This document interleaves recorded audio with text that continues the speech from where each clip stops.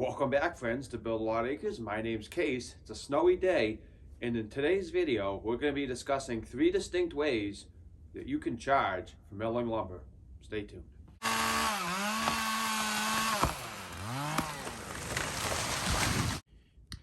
So the 3 distinct ways are going to be charging by the hour, by the board foot, and by the total job.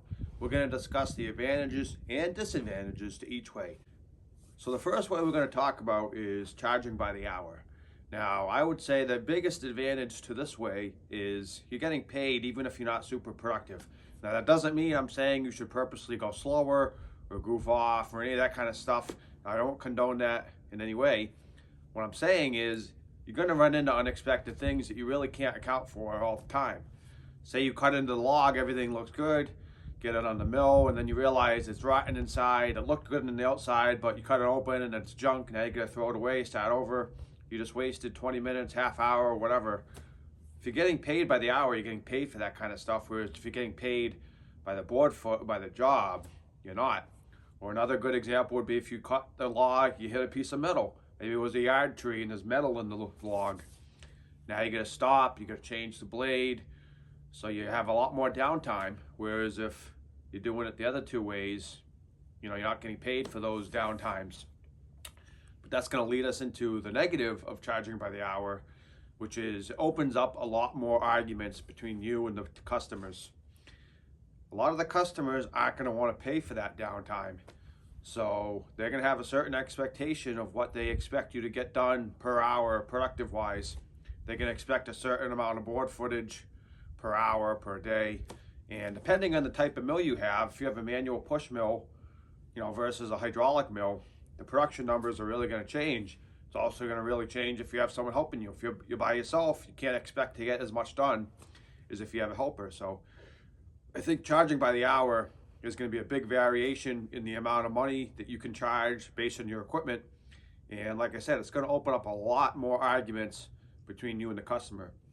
I've done a lot of jobs in the past charging by the hour. I've done a lot charging by the job. I've done a lot charging by a certain, quantifiable thing. Like say roofing, I charge by the square, which is a 10 by 10 area. Or maybe if you're doing siding or square footage for a new house, if you're framing. And the jobs I've done in the past, I've had a lot of people be perfectly content charging by the hour. Everything's great. They're super happy, the whole job, until you go to get paid. And then all the issues start coming out. You should have went faster. I don't think you really took that long. You took too many breaks. There's a million things that they could say to try to deduct those hours to a lower number so that they pay you less money. Why put yourself in that situation in the first place? So let's talk about the next way.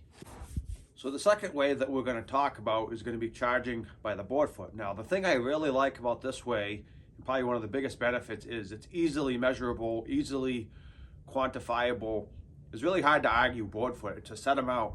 You measure the width, thickness, and length of your boards, and you come up with a total. That square footage is, what you're charging them based on how many square feet you have and what you get per square foot. If you're getting $1 a square foot, 75 cents, $1.50, whatever it is, multiply it by your board footage, and that's what they pay. It's much harder, in my opinion, for them to argue with that set amount versus hours, which can be, viewed in different ways, let's say. The biggest negative, though, I would say, on doing it by the board foot is what I alluded to earlier with the hourly rate. If you run into issues, maybe your logs are really dirty and you go through more blades than you thought, or if you hit metal, or if you have rotten logs, or you have bigger sweep than you realized, and you don't get as much production done per hour as you thought you were going to, you're going to end up making less money, and you can't charge the customer more after, just like they really shouldn't be trying to get you to go lower after. So if you give them a set price per board foot and it takes you a lot longer per hour to do a certain amount of board feet than you thought, you kind of eat that cost, and ultimately you're going to end up making less money. So let's discuss the final and third way. So the last way that we're going to talk about, as I said in the beginning of the video, is going to be charging by the job. So let's say they bring you a trailer load of logs. Let's say there's 10 logs on the trailer load. You're giving them a total price to mill those logs into whatever they want for lumber. Maybe 2x10s, 2x4s, whatever the list they give you. or you're giving them a total price to do a number of board feet. If they want 1,000 board foot of 1-inch rough sawn, you're giving them a total price. I would say charging by the job, charging by the board foot is actually very similar in a lot of ways because you're charging for a set amount that's measurable.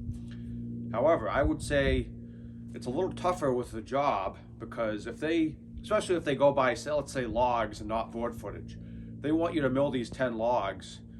They also might want to know how much board foot is on there. You might not know until you start milling them open. You don't know what you're going to find. You don't know how much of a sweep the logs are going to have. You don't know what you're going to get for a yield for board footage. I mean, you can get a pretty good guess, but you're not going to be exact. And then if you're off a couple hundred board feet at the end of what you thought, then again, it could open up some arguments. So I would say if you do it by the job, which is definitely, I think, better than by the hour, I would be careful, and I wouldn't tell them an amount as far as board footage. I would just say, we'll see what we get. This is what I typically get for a board foot. This is what I predict you're going to have, and then give them the price. But if you start guaranteeing, you're going to get at least this many board feet, and then you don't get it for whatever reason, I think you're going to open up yourself to arguments with a customer and potentially not getting paid. So those are the 3 ways, the benefits and negatives to each. Let's discuss which one I think is best, which one I would recommend to you. So I think it's probably fairly obvious which one I recommend and which one I don't. Let's start off with the one I don't recommend first, which would be by the hour. For the reasons I stated earlier, I think charging by the hour is really going to be dependent on whether or not you have help, the kind of equipment you have, how productive that equipment is, the weather, the type of logs that you're milling, what species they are, how much sweep they have. There's a lot of variables that are going to change how much you get done per hour, and I just think you end up, either you're going to get upset with what you told them, or they're going to get upset, and it's just going to lead to arguments down the road. So I would strongly advise against going by the hour. So the next worst way to go, in my opinion, would be by the job. It's better than by the hour, but you still have room for interpretation on both the customer end and your end, and it could lead to more arguments, which I try to avoid. There's nothing worse than doing a big job, spending 2 days working hard, milling stuff that they specifically requested, and then they argue about the price after you're done. At that point, what do you really do? They kind of feel like they have you over a barrel, and you have to agree because now you're stuck with this lumber. I suppose you could keep it and sell it to someone else, but it could be an odd size or something that other people really don't want, and it might take you a lot longer to resell it than you were hoping for, which is going to lead us into, in my opinion, the best way, which is by the board foot. It's the easiest to measure. It's the most, justifiable, in my opinion, and it leads to the least arguments between you and the customer. I mean, 100 board feet is 100 board feet. Whether you cut that on a manual push mill or on a hydraulic mill that costs $60,000, it's the same amount of wood, and it should cost the same amount whether it took you 4 hours or 1 hour. The customer really can't argue with that. They're paying you by the board foot, so how you milled it really shouldn't matter, in my opinion. Well, it's a cold one today, and as you can see, it's snowy, so nice day to be undercover shooting a video. But the other thing I wanted to talk to you guys about is something that kind of makes me chuckle and laugh a little bit. I'm on some Facebook groups. One of them is specific to Woodland Mills, sawmills, which is obviously a manual push mill. And I often will see these comments from people saying something along the lines of, I can get the Amish to mill me my logs all day long at 15 cents a board foot or 25 cents. It's often this ridiculously low number, and I can't help but think, this group is obviously specific to Woodland Mills products. Often they'll say owners in the group. So I have to wonder, why are you in a group such as this unless you own a Woodland Mills or you're thinking of getting a Woodland Mills? It just seems to me like they're there kind of to cause trouble and maybe put some false notions of what your time and your effort's worth. Because if they could really get this wood for 15 cents a board foot from the Amish down the road, why would they even bother owning their own mill? Why bother doing it at all? It would be way easier just to go get them to do it and not do any of the work It'd be like me splitting my own firewood from standing trees when I can buy it for $30 a full cord delivered to my house. It just doesn't make sense. There has to be a certain price that your product is worth. And in my opinion, rough sawn lumber, fir, spruce, pine, one of the softwoods, it's worth $1 a square foot or more all day long. When I see people say 15 cents, 25 cents, 40 cents, I just kind of chuckle to myself. Honestly, I don't think it's worth starting your mill for that. You're going to spend that kind of money just in the gas for the mill, and you're going to end up making $0 an hour. I actually did the math out because I was curious. If I charge 25 cents a board foot, what do I think I would make an hour? And you guys might be surprised with the results. So I kind of figured out I could do roughly 500 board feet a day by myself with the push mill. So every 2 days I could do 1,000 board feet. And in that time, you're going to go through at least 1 to 2 blades, which are $25 a piece. You're also going to go through at least 5 gallons of gas, which is, around $15 or so, $18 right now, at least in my area. And then you're also going to use diesel for the Coyote to get the logs onto the mill. You're going to have wear and tear for your equipment that you're using. When all said and done is told, at 25 cents a board foot, I'm making about $9 per hour.